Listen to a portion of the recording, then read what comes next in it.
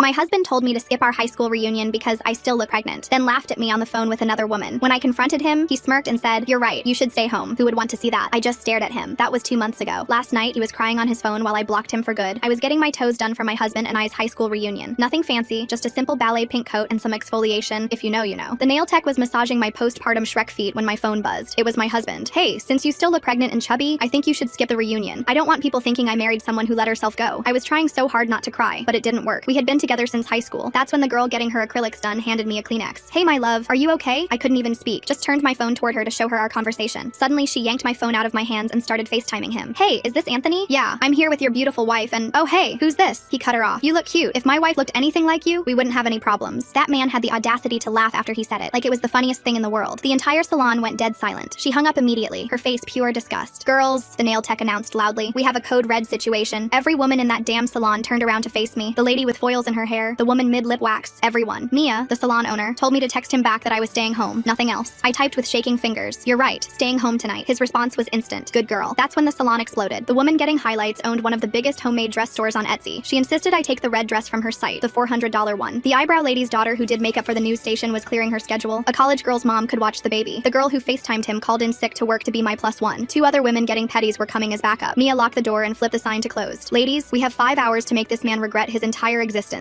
The transformation started immediately. Hair extensions for my postpartum hair loss, spray tan for that glow, professional makeup that made my cheekbones look bonita. They taught me how to walk in heels again, made me practice my entrance over and over. "Girl, put your shoulders back. You literally pushed a whole human out of your body 3 months ago. You can do anything." The boutique owner returned with the dress and shapewear, not because I needed it, but because it would make me feel incredible. The reunion was at the Hilton downtown. He'd been there an hour already according to his Instagram story. We walked in at 8:30, and there he was, with some blonde girl, his hand on her lower back, introducing her to our old classmates. I froze. The girl who FaceTimed him grabbed my hand and we followed them to the bathroom hallway. The blonde went into the ladies' room. We went in after her. "Hey, sorry, weird question. Are you here with Anthony?" "Yeah, we matched on Hinge 3 days ago. He's cute, isn't he?" She giggled. The silence was deafening. "I'm his wife." Her face went white, then red. Are you fucking serious right now?" Her acrylic nails aggressively tapped against her screen as she went into their conversation. He told her he was single, that he hadn't felt like this in years, and he's been waiting for someone like her for his entire life. Every woman in that bathroom was seeing red, even random girls from other classes who were just trying to pee. "Girl, this man is a fucking idiot. You're beautiful," the blonde shouted, taking my hand and twirling me around. Like, hello, if I was him, I would be lining the red carpet for you every single morning. She stormed out and walked straight up to him in front of everyone. The DJ had just turned the music down for announcements. Perfect timing. "You're on Hinge while you have a wife." She threw her cocktail in his face. "A wife who just had your baby?" The entire gymnasium went silent. "You told me you were single, that you were practically falling in love with me." I stepped forward. "We have a baby girl at home, Anthony." His old English teacher, Ms. Bradley, was standing right there, asking if this was true. His ex-girlfriend, Bethany, called out that she'd dodged a bullet. Like, girl, period, you definitely fucking did. The principal's wife remembered him and said it was disgraceful. Every woman in that room was staring at him. He was stammering, soaking wet, looking around for any support. He ran, literally ran out of there. I danced until midnight with my new salon sisters. The Hinge girl stuck around and we actually became friends. But then my phone started buzzing, and I was low-key hoping it was my old hallway crush who was standing across the room, looking delicious as ever. Unfortunately, it was just my lousy ex-husband. "I told you to stay home for a reason, you hormonal fucking bitch. First you refuse to lose weight, then you humiliate me." The messages just kept coming, each one more unhinged than the last. But I didn't type a single word back. Instead, I just screenshotted everything. Opened our family group chat where his mom, sisters, and aunts were all waiting for reunion photos. I forwarded every single one LOL. His mom had just had her 4th baby 6 months ago, and I knew once she saw those texts he was done for. The family group chat went absolutely insane within seconds, and I just stood there watching the typing bubbles appear and disappear while Jenna grabbed my hand and told me we should probably get out of there before Anthony came back. We ended up at IHOP at 2 a.m. with half the salon girls ordering pancakes and hash browns while my phone kept lighting up with messages from his aunts calling him disgusting and his cousins saying they always knew something was off about him. His sister Maria was the only one defending him, saying I must have done something to make him act that way, which made his mom Linda go off in all caps about how no woman deserves to be treated like trash after having a baby. I finally crashed at Jenna's place around 4 a.m. with a baby in her pack and play that she'd borrowed from her sister earlier. My phone woke me up at 7 a.m. vibrating non-stop with 47 missed calls from Maria, who left me this crazy voicemail screaming that I'd destroyed their family WhatsApp with my lies and that I was a bitter cow trying to ruin her brother's reputation. The baby started crying right as I heard Anthony's car screech into the driveway outside, and I knew he'd been at his mom's house all night getting absolutely destroyed by her because Linda doesn't play when it comes to disrespecting women. He started pounding on Jenna's door so hard the whole frame was shaking, and I could hear him yelling that I better open up right now. Jenna was already up making coffee, and she just looked at me and said to start packing the baby's stuff while she handled this fool. I grabbed the diaper bag and started shoving formula and clothes in there while Anthony kept screaming through the door that I was going to retract everything I'd sent to his family or he'd make my life hell. Jenna opened the door but kept the chain on and told him he needed to leave before she called the cops. He tried to push past her but the chain held, and that's when he saw me holding the baby and completely lost it. "You're not taking my daughter anywhere," he shouted and tried to reach through the gap in the door. Jenna slammed it in his face and immediately started recording on her phone while he kept pounding and yelling threats about how he was going to make me regret humiliating stalking him. She opened the door again with her phone up and he didn't even notice at first, just kept screaming about how I was a fat psycho who couldn't handle the truth. And that's when 3 neighbors came outside, including Mrs. Smith from 2 doors down, who asked really loudly if she should call 911. Anthony finally saw all the phones pointed at him and immediately changed his whole tone, backing away and saying we could talk about this like adults. He practically ran to his car and peeled out while Jenna was already posting the video to her Instagram story. We went back inside and I finally felt like I could breathe for the first time since seeing those text messages. Jenna's apartment smelled like vanilla candles, and she had Vietnamese takeout waiting that she'd ordered while I was sleeping. She showed me to her spare room where her sister had already set up a whole pack and play with sheets, and even a little mobile hanging over it. The baby fell asleep almost immediately, and I just sat there on the bed feeling safe for the first time in months. 3 hours later, my phone started going crazy with notifications because someone had grabbed Jenna's live stream and posted it to our neighborhood Facebook group. The comments were pouring in from women I'd never even met saying Anthony had hit on them at the gym, at the grocery store, even at daycare pickup when I was home with the baby. One woman said he'd asked for her number at the gas station while her husband was pumping gas, and another said he'd tried to add her on Instagram with some gross message about how she was way hotter than his wife. Then Derek, Anthony's best friend since middle school, texted me these screenshots from their group chat that made me physically sick. Anthony had been bragging about training me to stay home and not go out so he could do whatever he wanted. He'd been sharing photos of women from dating apps and asking the guys to rate them while calling me a 4 at best after the baby and saying he deserved better. The worst part was him joking about how he'd convinced me that losing the baby weight was impossible, so I wouldn't even try. The next day, Linda showed up at Jenna's apartment with her own baby in a carrier and a whole bag of formula and diapers. She pulled me into this huge hug and kept apologizing for raising such a piece of crap son while her baby was making these cute little noises. Wait, how did the whole salon instantly organize like that? The way everyone dropped what they were doing, the lady with foils, the one getting waxed, to help a stranger is incredible. What made them all unite so fast? She handed me a business card for her divorce lawyer and said she'd already called to let them know I'd be coming in. I raised that boy better than this, she said while holding my hand. Whatever you need, whenever you need it, you call me. 2 days later, I was sitting in the lawyer's waiting room with the baby fussing in my lap while I tried to fill out all these forms about assets and custody preferences and grounds for divorce. My hand was literally shaking as I wrote emotional abuse and infidelity in the little boxes. Ms. Rodriguez, the lawyer, was this tiny woman who looked like she could destroy someone in court, and she went through all the Texas divorce laws about community property and how the text messages plus Jenna's video were perfect for proving emotional abuse. She said I could probably get alimony and definitely child support, but then she mentioned the filing fee was $300, and I realized I didn't even have that much in my account. That's when I tried to use my debit card at the pharmacy later to buy formula, and it got declined. I called the bank and they said Anthony had withdrawn everything from our joint account that morning. All $8,400 gone at 9 a.m. right after I'd left the house with Jenna. The pharmacy tech was staring at me while I stood there holding the declined card and my crying baby who needed formula right now. I handed her the last 20 from my wallet and she gave me back $3 change, which meant I had exactly $3 to my name. Back at Jenna's apartment, I was mixing the formula when Mia texted me asking if I'd seen what she posted online. She'd started a GoFundMe called Help a New Mom Escape Emotional Abuse and attached the reunion video someone had taken of Ashley throwing her drink in Anthony's face. Within 2 hours, it had $3,000 from salon clients and neighbors and complete strangers commenting about their own experiences with trash men. People were sharing it everywhere, and the number kept climbing every time I refreshed the page. My phone buzzed with a message from Ashley on day 3, and she'd sent me screenshots that made my stomach drop. Anthony had profiles on Tinder, Bumble, Hinge, Match, and OkCupid, all created when I was 7 months pregnant with his bio saying, entrepreneur, no kids, looking for something real. The profile pictures were from our vacation to Cancun last year, where I'd been taking all the photos, so I wasn't in any of them. At 2 in the morning, my mom called me screaming that Anthony was at her house pounding on the doors and windows demanding to know where I was hiding. Her security camera caught him kicking her garden gnome into pieces while yelling that I was poisoning everyone against him and he'd make me pay for ruining his life. The cops showed up, but he was already gone by the time they got there, and mom was shaking so bad she couldn't hold her phone steady during our video call. The next morning, I went to the police station with all the footage and text messages to file for a restraining order, but the officer said it would take 2 to 3 days to process, unless there was immediate physical danger. The baby needed a diaper change right there in the station, and I didn't have any wipes left, so I had to use paper towels from the bathroom, which made her cry even harder. Jenna and I worked out a routine where she did her marketing job from home while I took care of both babies, and her sister brought groceries every few days. I hadn't slept more than 2 hours straight since leaving Anthony, but somehow I felt safer than I had in months, even though my body ached everywhere. Day 5. Anthony posted on Instagram that I was mentally unstable from postpartum depression and had kidnapped our daughter, tagging my employer and all my cousins and college friends. He wrote this long post about being worried for the baby's safety with a crying emoji and saying he just wanted his family back. My boss texted asking if I was okay because Anthony had called the office claiming I was having a breakdown and needed psychiatric help. She said she didn't believe him, but HR needed documentation about the situation for their records, which meant more paperwork I didn't have energy for. That's when Anthony's mom, Linda, exploded in the family group chat posting all his dating profiles and the screenshots everyone had been sending her. His aunt Teresa replied saying she knew something was off when he missed Easter for a work emergency that she now realized was probably another woman. The whole family started choosing sides with his cousins calling him disgusting, while his brother defended him saying I must have driven him to it. 1 week after the reunion, the restraining order finally got approved, and the sheriff served Anthony at his office right in front of all his coworkers and his boss. He texted from his work phone saying I'd made a huge mistake and this wasn't over, but Ms. Rodriguez from the legal aid office told me to screenshot everything and not respond. While packing more of my things from storage, I found Anthony's old laptop in a box, and when I opened it, his email was still logged in. My finger hovered over the inbox because looking might help my case, but it also felt wrong even after everything he'd done. The baby started crying before I could decide, so I closed the the laptop and went to feed her instead. While she ate, my phone started buzzing with Facebook messages from 3 different women in our neighborhood group. The first one, Sarah from 2 streets over, sent screenshots of messages Anthony sent her at the gym last year. He'd asked if she wanted a workout partner and said I was too lazy to exercise with him anymore. The second woman, Jennifer, said he showed up at the community pool every time she was there with her kids. She had photos of him sitting right next to her even though the whole pool area was empty. The third one, Amy, forwarded text from 2 years ago where he asked her to coffee and said he was thinking about leaving me. I screenshot everything and added it to the folder Rodriguez told me to make. 3 days later, I was at the grocery store buying formula when someone started recording me with their phone. Anthony's sister Maria was standing in the cereal aisle pointing her camera at me while the baby slept in her car seat. She walked right up to me and started yelling about how I was destroying her brother's life. She said I was just mad about baby weight and trying to get revenge. Other shoppers stopped and stared as she got louder and closer to the baby. An older man stepped between us and told her to back off. The store manager came over and made Maria leave while I stood there shaking. That night, Mia showed up at Jenna's apartment with a schedule she'd made. Every single woman from the salon had signed up for shifts to check on me. They brought dinners in disposable containers so I wouldn't have to wash dishes. They held the baby while I showered. They sat with me while I cried about everything falling apart. Mia's daughter worked as a paralegal and offered to organize all my evidence for free. She made folders for everything and taught me how to document each incident properly. On day 10, I finally went back to Anthony's laptop while the baby napped. His browser history made my stomach drop. He'd been searching Father's Rights Texas and how to prove mother unfit for weeks. There were also searches for apartments near work from 3 months ago, before the baby was even born. He'd been planning to leave us the whole time. 2 days later, a delivery guy knocked on Jenna's door with a huge flower arrangement. The card said, "Please come home. I'll change. Think of our daughter." The delivery guy took a photo of me holding them before I realized what was happening. Rodriguez said this was evidence Anthony knew where I was staying, which violated the restraining order. We filed a report that afternoon. The next morning, my phone at work wouldn't stop ringing. My boss said someone kept calling and asking for me, then hanging up when transferred. HR counted 17 calls in one morning from different numbers. They traced them all back to burner phones bought with cash. My supervisor pulled me aside and suggested I take unpaid leave until things settled down. I couldn't afford to not work, but I also couldn't risk Anthony showing up at my job. 2 weeks after the reunion, someone knocked on Jenna's door. A woman with a clipboard said she was from CPS investigating a report of child endangerment. The complaint said I was unstable and living with strangers who might hurt the baby. She wanted to come in right away to check on things. The baby had a diaper rash from a new brand of diapers, and I hadn't showered in 3 days. My hair was greasy, and I had formula stains on my shirt. The investigator, Mrs. Thut Williams, looked around the apartment taking notes on her clipboard. She checked the baby's crib, looked through the diaper supplies, and watched me change her. She said the baby looked healthy and the environment was safe. She also said the complaint seemed retaliatory, and she saw this pattern all the time in custody disputes. She would close the case as unfounded, but warned me to document everything. After she left, I couldn't stop checking the door locks. Every car that passed made me jump. The baby started crying more than usual, picking up on my stress. At 3 in the morning, Jenna found me standing by the window with a kitchen knife, watching the parking lot. She made me put the knife down and helped me back to bed. The next day, my cousin texted me screenshots from Instagram. Someone had made a fake account using my name and posted our honeymoon photos. The caption said things like, "Missing my husband," and "Postpartum made me crazy." 60 people had already liked the posts, including some of Anthony's coworkers. My cousin reported the account, but Instagram said it could take weeks to remove. Rodriguez added it to our evidence file and said this showed a pattern of harassment. The mother-in-law giving her son's wife a divorce lawyer's card is such an unusual move. I wonder how many times she's seen warning signs before this moment. 3 days later, Mr. Rodriguez called me while I was feeding the baby at Linda's house. She'd filed an emergency motion about the fake Instagram account and asked the judge for a restraining order. The hearing wouldn't happen for 3 weeks because the court calendar was packed. Meanwhile, Anthony could still legally enter our house whenever he wanted since his name was on the deed. That same afternoon, I went to check our mail and found a stack of credit card statements I'd never seen before. 3 different cards all in my name with balances maxed out at $6,000 each. The charges showed dating app subscriptions, fancy restaurants, hotel rooms, and jewelry purchases dating back over a year. My hands shook as I added up the total debt of $18,000. The credit card company said I needed to file a police report for fraud before they'd investigate. Linda drove me to the police station the next morning with a folder of bank statements she'd been keeping. She showed the officers how she'd been sending Anthony money every month for the past 3 years to help with our bills. He'd told her I was terrible with money and kept spending everything on stupid stuff. She'd believed him and never asked me about it directly. The fraud report took 2 hours to complete with all the documentation we had to provide. That evening, while Linda was making dinner, the baby looked up at her cat and smiled for the first time since we'd left home. Not just a gas smile, but a real gummy grin that lit up her whole face. I started crying so hard I couldn't breathe because maybe she wouldn't remember any of this chaos. Jenna grabbed her phone and recorded the whole thing, our first happy moment in weeks. 5 days later, I had to go back to the house with 2 police officers to get more of our things. Anthony had changed all the locks even though the lawyer said that was illegal. The locksmith took 40 minutes to get us inside. The nursery carpet was ruined with bleach stains everywhere. My wedding dress was cut into pieces on the bedroom floor. Every single photo from our albums was ripped or had my face scratched out. The officers took pictures of everything while I packed what clothes weren't destroyed. In the baby's room, he'd poured paint on her crib mattress and thrown all her stuffed animals in the trash. I grabbed what I could salvage while the officers documented each damaged item for their report. That night, I got a Facebook message from someone named Rachel, who said she was Derek's girlfriend. She'd been secretly recording Anthony and Derek's conversations for months because she was worried about Derek's influence. She had audio files of Anthony bragging about keeping me in line and making sure I knew my place. Another recording had him discussing ways to hide money before filing for divorce. She sent me 15 different files through a secure link and said she'd testify if needed. I started keeping a notebook of everything that happened with dates, times, and witness names. The stack of evidence grew thicker every day, but Ms. Rodriguez warned me that family court didn't always care about emotional abuse. She said judges wanted to see direct threats to the child's kid's safety, not just bad behavior toward me. 2 weeks later, Anthony's company put him on administrative leave after someone sent them the reunion video that had gone viral on LinkedIn. He sent a mass email to everyone we knew claiming I was having a mental breakdown and destroying an innocent man. People forwarded it to me all day long, some offering support and others asking if I needed psychological help. Linda hired a private investigator named Marcus without telling me until he'd already found things. Marcus discovered Anthony had profiles on 5 different dating sites that he'd been using during business trips for years. There was a second phone he kept at his office and a post office box where he had credit cards sent. The pattern started 6 months before our wedding, according to the timestamps Marcus found. Then exactly 1 month after the reunion, I got served with legal papers at Linda's house. Anthony had filed for emergency custody claiming I was mentally unstable and had kidnapped our daughter. His lawyer attached the CPS report from their visit and called my leaving the house abandonment of the marriage. The court date was set for 2 weeks away, and Ms. Rodriguez said this was going to get ugly fast. The salon turned into our headquarters that same afternoon, with Mia clearing out the back room and setting up whiteboards to track everything. She took charge of posting updates on social media while Jenna started calling every single person from the reunion who saw what happened. Ashley handled the GoFundMe page, and Linda worked her church connections to find character witnesses who knew what kind of father Anthony really was. We had evidence boards with timelines and printed screenshots and color-coded folders for different types of proof. Rachel, one of the stylists, pulled me aside 3 days later with her phone in her hand and a sick look on her face. She played a voice recording from last year's company Christmas party, where Anthony was drunk and talking to his buddy Derek about how I trapped him with the baby. His exact words were that he'd trade up once the kid was born and find someone younger who didn't let herself go. Derek laughed and called me the practice wife, while Anthony said he was just waiting for the right time to leave. My hands shook so bad I dropped the phone and had to sit down while Rachel rubbed my back. The next morning, I drove to the public library and spent 6 hours researching Texas custody laws on their computers. I learned about right of first refusal, which meant he couldn't leave the baby with his mom without offering me time first. Supervised visitation was possible if I could prove he was unfit, and guardian ad litem appointments meant the court would assign someone to represent the baby's interests. The librarian kept bringing me water and snacks after she noticed me crying over the custody statutes. Knowledge felt like putting on armor piece by piece, even though my eyes burned from staring at legal websites. Day 35 came, and Linda picked me up to teach me basic car maintenance in her driveway. She showed me how to check the oil and change it while telling me Anthony never learned because he expected other people to handle everything for him. We talked about raising boys versus girls, and she admitted she failed with Anthony, but promised she wouldn't make the same mistakes with her new baby. She said watching me fight for my daughter made her realize how passive she'd been as a mother. 2 days later, Anthony's lawyer sent over a settlement offer that made Ms. Rodriguez laugh out loud when she read it. I'd get the baby, but he'd keep the house we bought together. No alimony despite me being a stay-at-home mom, and we'd split the debt equally. Ms. Rodriguez called it insulting, but warned me that trials were expensive, and the GoFundMe had stalled at $8,000. She said I might have to consider accepting something close to this if we couldn't afford to keep fighting. I started posting everything on Instagram and Facebook to create a record of my daily childcare routine. Every feeding time got photographed, every doctor visit documented, every milestone recorded with timestamps and locations. The posts started getting hundreds of comments from strangers who were following the whole story and offering support. People I'd never met were sharing my posts and tagging lawyers they knew who might help pro bono. Day 40 arrived with Anthony showing up at the baby's 4-month checkup claiming father's rights to medical information. He made such a scene when the doctor refused to discuss anything without my consent that security had to escort him out. The incident went straight into the medical record, and the doctor wrote a detailed note about his aggressive behavior. The receptionist gave me a copy of the security footage on a USB drive without me even asking for it. Ms. Rodriguez filed subpoenas for Anthony's phone records, all his dating app data, and 3 years of credit card statements. The legal fees hit $5,000 that week, and I was about to tell her to stop when Linda quietly wrote a check for the full amount. She said to consider it her apology for raising him wrong and not teaching him how to be a decent human being. Every night I had the same dream about walking into that reunion and seeing him with Ashley across the room. I'd wake up at 3 a.m. wondering if I should have just stayed home like he told me to. Jenna came over one morning after I texted her about the dreams and reminded me that compliance wouldn't have changed who he was. She said even if I'd stayed home that night, he still would have been on dating apps and planning to leave. The custody hearing finally arrived 6 weeks after he filed, and Anthony showed up in a brand new suit with 5 guys from his gym. They all testified they'd never seen him be anything but devoted to his family, which was funny since none of them had ever met me or the baby. I had 50 pages of documentation printed and bound, 12 witnesses including his own mother, and boxes of evidence about his behavior. The judge spent 10 minutes reviewing everything while Anthony kept trying to interrupt and explain his side of things. The judge finally looked up from the papers and said she was ordering a custody evaluation that would cost $3,500 split between us. Anthony actually smirked when she said that because he knew I couldn't afford $1,750 on my own. Then she dropped the real bomb and said the baby would have temporary joint custody starting immediately until the evaluation was done. My stomach dropped to the floor because that meant my 3-month-old would be spending nights at his place. The hearing ended, and I walked out of that courthouse feeling like the whole legal system had just failed me completely. The way Rachel kept that recording from the Christmas party for a whole year makes me wonder if she'd been watching Anthony's behavior for a long time. Did she know something bad would happen and wanted proof ready? Within 2 hours, Mia had already posted about it on the salon's Facebook page asking for help with the evaluation fee. By the next morning, they'd raised over $2,000 through Venmo and people dropping cash at the salon. The news station picked up the story and ran it as their feel-good segment about community support for a local mom. Anthony's reputation was getting worse by the day as more people learned what he'd done to me and the baby. Day 45 came, and it was time for the first overnight with Anthony, which meant I had to pack her diaper bag. I put in extra formula and diapers and her favorite stuffed elephant that helped her sleep at night. Jenna came over that evening to keep me company because she knew I wouldn't be able to handle it alone. She brought knitting needles and yarn and tried teaching me how to make a scarf to keep my hands busy. I kept checking my phone every 5 minutes waiting for Anthony to text that something was wrong with the baby. By morning, I'd made half of the ugliest scarf you've ever seen and cried through 3 boxes of tissues. When Anthony brought her back the next afternoon, she had the worst diaper rash I'd ever seen on on a baby. She was still wearing the same outfit from yesterday and was crying because she was so hungry she couldn't calm down. He stood at my door claiming she'd cried all night and maybe she was sick from my neglect somehow. I took photos of everything, including the empty formula bottle he'd brought back, and called the pediatrician immediately for documentation. 3 days later, the custody evaluator, Dr. Park, came to interview me at my apartment for 3 hours straight. She asked about every single detail of Anthony's involvement during my pregnancy and the birth in those early months. I showed her receipts for everything I'd bought for the baby, including the crib and car seat and clothes. I had screenshots showing I went to every doctor appointment alone while he was on dating apps during my actual delivery. She took notes on her laptop and asked to see the baby's room and where she slept and played. The next week, Dr. Park made a surprise visit to Anthony's apartment to check his living situation for the baby. She found no crib and no baby supplies except a pack-and-play shoved in his hall closet still in the box. His refrigerator had nothing but beer and old takeout containers and not a single thing for a baby to eat. He tried telling her I'd sabotaged him by not giving him any supplies, but she just kept writing in her notebook. Around day 52, Rachel called me out of nowhere saying she had something important to tell me about Anthony. She came over with 3 other girlfriends from Anthony's friend group, and they all had recordings and screenshots to share. They called their boyfriends the Brotherhood of Misogyny because they all encouraged each other to treat women like garbage. The evidence went back 5 years showing how they'd share tips on controlling their girlfriends and keeping them insecure. One girl had recordings of her boyfriend bragging about how Anthony taught him to make me feel worthless after having the baby. They gave me copies of everything and said they'd testify if needed because they were done protecting these awful men. 2 days later, I was at Target buying diapers when I literally ran into James from high school in the baby aisle. He'd heard about everything happening with Anthony and said he never understood what I saw in that guy anyway. He was being really sweet and said I deserved better, but then I noticed his wedding ring when he reached for something. He wished me well and walked away, and I stood there thinking about how different life could have been with someone decent. That same week, Anthony's company fired him after the LinkedIn video went viral, and multiple women from his office filed harassment complaints. He posted this crazy Facebook rant blaming me for ruining his life and threatening to take full custody now that he was unemployed. He actually called himself a stay-at-home dad, like he'd been taking care of the baby this whole time instead of neglecting her. Ms. Rodriguez filed contempt charges against him for violating the restraining order and destroying my property and the financial fraud with the accounts. She warned me that criminal charges were possible, but that might make him more desperate and dangerous than he already was. 3 days later, Ms. Rodriguez called me into her office, and I could tell from her face something was up. She slid a document across her desk, and when I read it, I started laughing so hard I couldn't breathe. Anthony was actually asking me for spousal support because apparently I had destroyed his career and reputation, and now he needed alimony to survive. The laughing turned into crying, and Ms. Rodriguez handed me tissues while explaining this was actually pretty common with abusers who like to flip the script and play victim. Meanwhile, Dr. Park was doing her custody investigation and interviewing everyone who knew us. She talked to the daycare workers who confirmed I did every single drop-off and pickup, while Anthony never even knew the teachers' names. Our pediatrician showed her records proving I brought the baby to every appointment alone, and Anthony had never once called to ask about her health. 3 different neighbors told her about seeing Anthony leave for his supposed work trips that matched up perfectly with his dating app activity and hotel charges. Linda came to my apartment the next week carrying old photo albums from Anthony's childhood. She showed me pictures of him throwing tantrums at birthday parties when other kids got presents, screaming at his little sister for touching his toys, and one where he was mid-meltdown because someone else won a game. She kept saying she gave him everything he wanted and never made him face consequences, and now she realized she created this monster. We sat there for an hour just looking at these photos of a kid who grew up to be exactly who he always was. Then Anthony's new lawyer sent a cease and desist letter threatening to sue me for defamation over the social media posts for $100,000. Ms. Rodriguez actually laughed out loud when she read it and said truth was an absolute defense, so let him try. But my hands were shaking because even though I knew I was telling the truth, the threat still scared me. The contempt hearing finally came and we all filed into the courthouse. Anthony stood there claiming every single violation was just a misunderstanding, and I was being vindictive and trying to ruin his life. The judge looked through all the evidence, including photos of my destroyed clothes, documentation of the restraining order violations, and proof of the fraudulent credit accounts he opened. She ordered him to attend anger management classes and said he could only have supervised visitation with the baby. His first supervised visit was a disaster from start to finish. The supervisor documented that he spent the entire hour scrolling through his phone while the baby cried and reached for me through the window. He kept repeating that this was ridiculous, and I had turned everyone against him, and the supervisor wrote down every single word. When the hour was up, the baby practically jumped into my arms, and Anthony stormed out without even saying goodbye to her. After the news story ran, women started coming out of nowhere with their own Anthony stories. 43 women total from 3 different gyms, 2 coffee shops, and even mothers from the prenatal classes I went to while pregnant. We created a private Facebook group where everyone shared screenshots and stories and realized he had the exact same pickup lines and patterns with everyone. I was packing up the apartment when I found our wedding album shoved in the back of the closet. The girl in white looked so young and happy and trusting and had no idea what was coming. Anthony's smile looked different now, predatory and fake and calculating. I kept one photo of me with my girlfriends where we were all laughing and glowing with hope, then threw the rest in the trash where they belonged. Dr. Park's custody evaluation report arrived 2 weeks later, recommending sole custody for me with supervised visitation, only for Anthony plus mandatory therapy. She noted concerning narcissistic traits and complete lack of parental bonding, and said he showed no genuine interest in the baby's well-being. Anthony's lawyer immediately requested a second evaluation, but at the next court date, the judge shut it down. She set the final custody hearing for next month, and when she denied his request, Anthony literally stood up and stormed out of the courtroom. His lawyer ran after him, and we could hear shouting in the hallway before the lawyer came back in and told the judge he was withdrawing from the case because he didn't represent people who lied about evidence. So now Anthony was representing himself, which Ms. Rodriguez said was actually good news because he would probably just keep making things worse for himself. The next morning, Ashley called me screaming that she found Anthony on 3 different dating apps using photos of random babies from Google claiming they were his daughter, and calling himself a devoted single dad who needed someone to help him heal from his ex-wife abandoning them. She screenshot everything and made a Twitter thread exposing him with side-by-side comparisons of the stolen baby photos and his dating profiles, where he wrote stuff about how hard it was being a single father and how his ex was mentally unstable. Within 6 hours, it had 50,000 retweets, and people were finding his LinkedIn and Facebook and commenting everywhere about what a pathetic liar he was. Marcus, the PI, called that same afternoon with something even worse, because apparently Anthony had been married before in college for 3 months until it got annulled when his ex-wife filed a restraining order against him for stalking and harassment. How does someone manage to have 43 different women come forward with similar stories? The pattern with the same pickup lines across gyms and coffee shops makes me wonder if he kept notes or just naturally repeated himself without realizing it. She reached out through Marcus saying she wished someone had warned her back then, and she would testify if we needed her to. 3 days later, Mia organized this huge fundraiser at the salon called Support Survivors, where they raised $15,000 for my legal fees. And when Anthony showed up outside with a cardboard sign saying "Mob mentality destroyed my life," the police had to remove him while the local news filmed everything. His own family saw the news coverage, and Linda called me crying, saying they were staging an intervention without telling him where his sisters and aunts, and even his 80-year-old grandmother, wrote a letter to the judge about how he'd been manipulative and cruel since childhood. That's when Anthony completely lost it and sent an email to literally everyone in my contact list, including my boss and relatives and old college friends, with intimate photos from our marriage, claiming I was mentally ill and had turned his family against him through manipulation. Ms. Rodriguez filed criminal harassment charges immediately, and my boss called within minutes saying HR had seen everything, and they were offering me paid leave plus a security escort when I returned to work. My female boss told me she escaped an abusive marriage 20 years ago, and the whole company stood with me. I finally took the baby to the park for the first time in weeks, and she laughed at every dog that walked by and reached for flowers, while other moms nodded at me knowingly, and one handed me coffee without saying a word. At the criminal harassment hearing, Anthony's ex-girlfriend from college testified over Zoom, describing the exact same patterns of love bombing, then isolation, then financial control, then escalation when she tried to leave, while the judge's face got harder with every detail she shared. The judge ruled criminal harassment was proven and issued a permanent restraining order, plus ordered Anthony to pay $25,000 in damages, while Anthony screamed it was a conspiracy and reverse sexism until the bailiffs dragged him out, still shouting about appealing. Meanwhile, Derek dumped Rachel after she exposed those recordings, and she moved in with Jenna temporarily. So now we had this weird household of 2 women who exposed toxic men, while our babies played together on the living room floor every day. 3 weeks passed like that until the court-ordered mediation appointment rolled around, and I walked into that cold conference room to find Anthony already sitting there with his lawyer looking smug as hell. The mediator started explaining how this was our chance to work things out without going to trial, but Anthony cut her off and leaned forward with this weird smile on his face. He actually said he would forgive me for everything if I just dropped the custody case and came back home like nothing happened. The mediator's pen stopped moving mid-sentence while his own lawyer started shuffling papers, looking uncomfortable. Anthony kept going, explaining how I was hormonal and confused and needed his guidance to be a good mother and wife again. The mediator asked if he understood the criminal conviction and restraining order were already in place, but he waved his hand saying those were misunderstandings that could be fixed. She closed her folder after 20 minutes and wrote something about bad faith participation, while Anthony kept insisting everyone was against him. 2 days later, I went back to work part-time and found my whole desk covered in sticky notes from co-workers with hearts and supportive messages. Walking through the office felt surreal after months of court dates and police reports and crying sessions. The bathroom stall became my pumping room 3 times a day, where I'd sit with that machine attached to me thinking about how different everything was now. My boss kept checking on me, and the receptionist brought me coffee without me asking, and everyone pretended not to notice when I had to leave early for lawyer meetings. The night before the final custody hearing, I couldn't eat anything, and the baby wouldn't sleep, just kept grabbing my shirt and whining like she knew something big was happening. Jenna showed up first with wine I couldn't drink because of breastfeeding, then Rachel came with her baby, then Mia arrived with takeout nobody touched. Linda and Ashley knocked on the door together around 9, and we all just sat there not talking about tomorrow, just being together while the babies rolled around on blankets. Nobody left until after midnight, and Jenna slept on the couch just in case I needed anything. The morning came too fast, and I threw up twice before getting dressed in the conservative outfit Ms. Rodriguez suggested. At the courthouse, Anthony was already there with his parents, but Linda and his dad sat on my side of the courtroom, refusing to look at him. He had a stack of printed papers from some men's rights website and kept arranging them on the defendant's table while people filed in. Missy Rodriguez had organized everything perfectly with 57 pieces of evidence in labeled folders and 14 witnesses, including neighbors who heard him screaming that night. The courtroom filled up with the salon women, Ms. Bradley from the reunion, even the blonde girl Ashley who'd thrown the drink in his face. The judge started reviewing everything while Anthony kept trying to interrupt with objections he'd learned from TV shows. She read through the custody evaluation that said he showed narcissistic tendencies and lack of parental investment, the criminal harassment conviction with all those text messages, the fraud evidence from the credit cards he'd opened. Anthony stood up claiming it was all a conspiracy against fathers, but the judge threatened him with contempt if he didn't sit down and shut up. When it was my turn to testify, Anthony insisted on cross-examining me himself since he'd fired his lawyer that morning. He asked about my postpartum weight and whether I was still fat, how long I planned to breastfeed like it was weird, whether my mental state was stable enough for parenting. Ms. Rodriguez objected to every single question while the judge looked more and more annoyed. Finally, the judge stopped him completely and said he was making his case worse with every word that came out of his mouth. Linda took the stand next, and her voice cracked when she said her own son was unfit to parent. She testified about only seeing him with the baby 3 times total, and each time he was on his phone ignoring her crying. Anthony jumped up screaming that she was dead to him, and he'd never forgive her betrayal. Security moved toward him while the judge ordered him removed from the courtroom for the remainder of the proceedings. We could hear him shouting in the hallway about his rights as a father, while his own dad put his head in his hands. The judge took a 30-minute recess, but everyone knew what was coming from how she'd been looking at the evidence. When she came back, she delivered the verdict in this calm, clear voice that made everything feel final and real. I got sole legal and physical custody, with Anthony getting supervised visitation vacation once a month, pending completion of a parenting class and therapy. He had to pay child support based on his actual income, not what he claimed, cover all my legal fees from both the divorce and custody battle, and maintain the restraining order for 3 years minimum. The judge called it one of the clearest cases she'd seen in her career and said the child's safety was her only concern. They brought Anthony back in for the ruling and he completely lost it, throwing his printed papers everywhere and screaming about appeals and men's rights and feminist conspiracies. Security grabbed him as he yelled he'd never stop fighting for his daughter, even though he'd never even changed a diaper. The baby started crying from all the noise, and the judge added a psychological evaluation requirement before any visitation could start. Outside the courthouse, his new lawyer he'd hired that morning said they would definitely appeal, but Ms. Rodriguez just smiled and said the appeals court would see the same evidence. The salon women surrounded me in this group hug, while a local news reporter interviewed Mia about supporting women through divorce. Victory felt weird and hollow and amazing all at once. 1 week later, I was finally alone with my daughter for the first time since everything went down. No more court-appointed supervisors watching us eat breakfast or taking notes when I changed her diaper. That first morning, we walked to the park at 7 a.m. and she grabbed at every flower we passed. The afternoon nap happened right on schedule at 1:30, and I didn't spend the whole time checking the locks or jumping when cars drove by. Evening bath time turned into this whole splash fest with her new rubber ducks, and she laughed so hard she got hiccups. Linda started coming by once a week to help with laundry and groceries, but she never stayed longer than an hour. She told me she'd started therapy to deal with how she enabled Anthony all those years and brought up stuff about her own childhood I never knew about. We were both different people now, trying to build something better from all the broken pieces. The GoFundMe that Mia set up finally closed at $47,000 after all the news coverage died down. After paying Ms. Rodriguez and the court fees, there was enough left for a security deposit and first month's rent on a tiny apartment near downtown. Jenna took the day off work to help me move, and we loaded everything into her truck in 3 trips. The place was smaller than our old guest room, but it didn't have any memories of Anthony in the walls or his cologne smell in the closets. 2 weeks after the verdict, the court scheduled Anthony's first supervised visitation at this family center downtown. I got there 15 minutes early with the baby all dressed up in her yellow sundress with the daisies on it. The baby grabbing at every flower during their first walk alone makes me wonder if she somehow senses the freedom too, like she's finally able to explore the world without all that tension around her. The supervisor waited with us for an hour, but Anthony never showed up. She wrote it all down in her official report while I took the baby to the park instead, where she pulled herself up on the bench and took 3 wobbly steps before falling on her butt. I recorded it on my phone but didn't send it to anyone, just kept it for us. Anthony's lawyer filed an appeal the next month, but it got denied in less than 2 weeks. Derek stopped hanging out with him after Rachel posted all their group chat screenshots on Facebook and tagged their girlfriends. The whole brotherhood thing they had going fell apart when the consequences started hitting. Anthony moved back in with his parents and got a job at some used car dealership off the highway. 4 months after everything started, I went back to the salon for my first real haircut. Mia wouldn't let me pay, and all the women were there even though it was a Tuesday morning. Ashley was dating this guy who brought her flowers to work, and Jenna got promoted to regional manager at her company. Rachel had started therapy too and was working through her own stuff about picking unavailable men. We were all completely different people than we were that day. I came in crying about Anthony's text. A month after the verdict, I got a notice that Anthony hadn't paid any child support yet. Ms. Rodriguez filed for wage garnishment the same day, and within a week, his new job was automatically deducting payments from his paycheck. He texted me from some new number calling me vindictive and saying I was ruining his life, but I just blocked it without responding. The baby said mama for the first time during breakfast one random Thursday morning. She reached for me with her little hands and said it clear as day while yogurt dripped down her chin. I cried into my coffee and sent the video to Linda and the salon group chat. 30 heart emojis came back within a minute along with voice messages of everyone screaming. At the pediatrician's office for her 15-month checkup, I ran into James from high school with his wife and their son. His wife was actually really sweet and invited us for a play date at their house the next weekend. There wasn't any weird tension or old feelings, just 2 parents talking about sleep schedules and teething while our kids played with blocks. The world had good men in it. I just picked the wrong one and stayed too long. 6 months after the reunion, I sat at my kitchen table filling out preschool applications while the baby napped in her crib. My phone buzzed with the salon group planning a girls' night for Friday at this new wine bar downtown. Outside my window, people walked their dogs and carried groceries and lived their normal lives. Inside, we were safe and stable and starting over. The signed divorce papers sat on my counter in a manila envelope, ready for Monday's mail. This is what freedom felt like. Just ordinary mornings and quiet afternoons and nobody making me feel small. The baby monitor showed her stirring and I went to get her, thinking about what we'd have for lunch and maybe another walk to the park. No more checking my phone for angry texts or walking on eggshells or crying in bathroom stalls. Just us two, figuring it out one day at a time, building something better than what we left behind. Thanks for exploring all this with me. Seriously, it's been awesome digging into these questions together. Can't wait for our next curious adventure. Like the video, it helps more than you think.